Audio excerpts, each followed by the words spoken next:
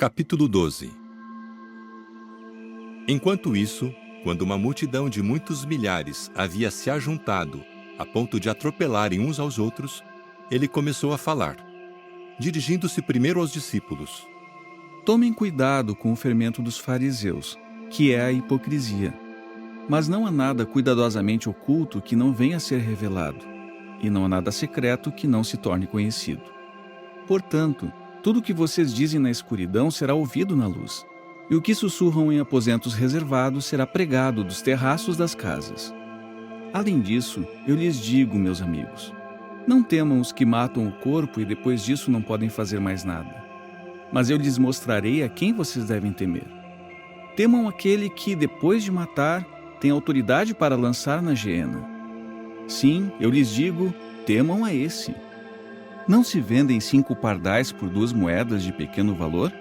Contudo, nem mesmo um deles é esquecido por Deus. Mas até mesmo os cabelos da cabeça de vocês estão todos contados. Não tenham medo. Vocês valem mais do que muitos pardais. Eu lhes digo, todo aquele que declarar diante dos homens que está em união comigo, o Filho do Homem também declarará diante dos anjos de Deus estar em união com ele.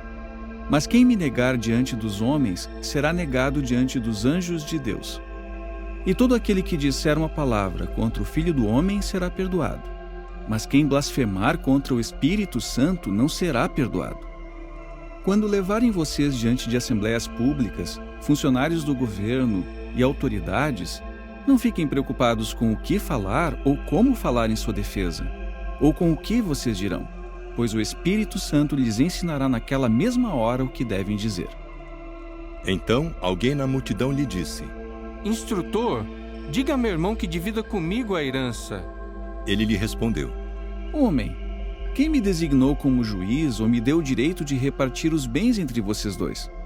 Então lhes disse, Mantenham os olhos abertos e resguardem-se de todo tipo de ganância, porque mesmo quando alguém tem abundância, sua vida não vem das coisas que possui. Com isso, contou-lhes uma ilustração, dizendo, A terra de um homem rico produziu bem. Por isso, ele começou a raciocinar no íntimo. O que farei agora que não tenho onde ajuntar minhas safras? E disse, farei o seguinte, derrubarei os meus celeiros e construirei maiores, e ali ajuntarei todo o meu cereal e todos os meus bens. E direi a mim mesmo, você tem muitas coisas boas armazenadas para muitos anos. Descanse, coma, beba, divirta-se. Mas Deus lhe disse, insensato, esta noite exigirão de você a sua vida. Quem terá então as coisas que você acumulou? Isso é o que acontece com o homem que acumula tesouros para si, mas não é rico para com Deus. Ele disse então aos seus discípulos, É por isso que eu lhes digo, parem de se preocupar tanto com a sua vida, quanto ao que comer e com o seu corpo, quanto ao que vestir, pois a vida vale mais do que o alimento, e o corpo mais do que a roupa. Vejam os corvos. Eles não semeiam nem colhem, não têm nem celeiro nem depósito. Contudo, Deus os alimenta. Será que vocês não valem muito mais do que as aves? Quem de vocês, por estar ansioso, pode acrescentar um côvado à duração da sua vida? Portanto, se vocês não podem fazer uma coisa tão pequena, por que se preocupam tanto com as outras coisas? Vejam como os lírios crescem. Eles não trabalham nem fiam, mas eu lhes digo que nem mesmo Salomão, em toda a sua glória, se vestia como um deles. Então, se Deus veste assim a vegetação do campo, que hoje existe e amanhã é lançado no forno, quanto mais ele vestirá vocês, homens de pouca fé. Assim, parem de procurar o que comer e o que beber, e parem de ficar excessivamente preocupados. Porque é por todas essas coisas que as nações do mundo se empenham ansiosamente, mas o seu Pai sabe que vocês necessitam dessas coisas. Em vez disso, continuem a buscar o reino dele, e essas coisas lhes serão acrescentadas. Não tema, pequeno rebanho, porque o seu Pai se agradou de dar o reino a vocês. Vendam as suas coisas e deem aos pobres. Façam para vocês bolsas de dinheiro que não se gastem, um tesouro que nunca cabe, nos céus, onde o ladrão não chega perto nem a traça consome. pois onde estiver o seu tesouro, ali estará também o seu coração.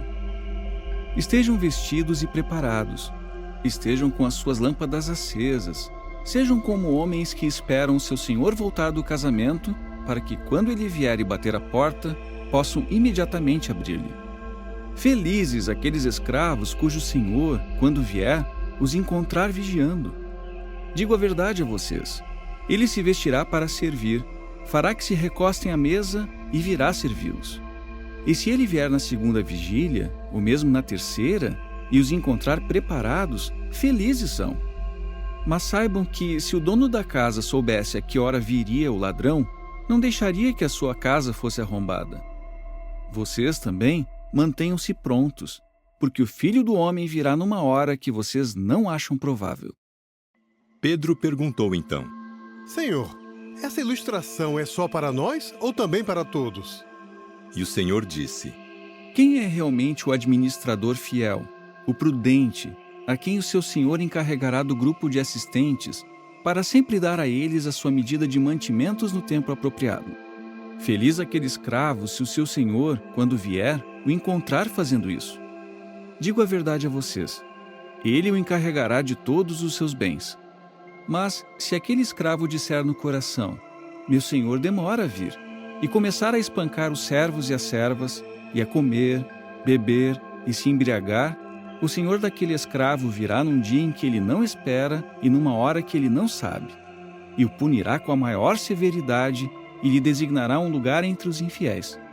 Então aquele escravo que entendeu a vontade do seu senhor, mas não se aprontou nem fez o que ele lhe pediu, será espancado com muitos golpes. Mas aquele que não entendeu e fez coisas que merecem punição, será espancado com poucos golpes. Realmente, de todo aquele a quem muito foi dado, muito será exigido. E daquele que foi encarregado de muito, será exigido mais do que o normal. Eu vim para acender um fogo na terra.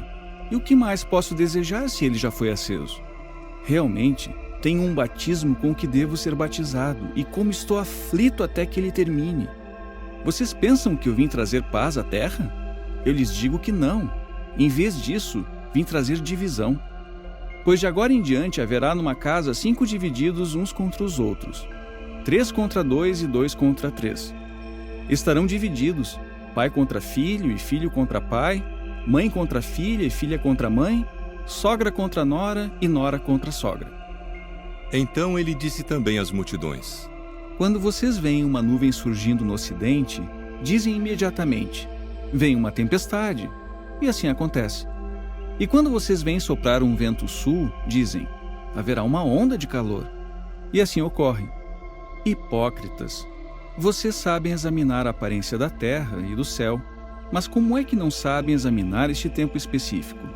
Por que não julgam também por si mesmos o que é justo? Por exemplo, enquanto você e seu adversário estão indo a uma autoridade, empenhe-se no caminho em resolver a disputa com ele, para que ele não o leve perante o juiz, e o juiz o entregue ao oficial de justiça, e o oficial de justiça o lance na prisão. Eu lhe digo: você de modo algum sairá de lá até pagar sua última pequena moeda.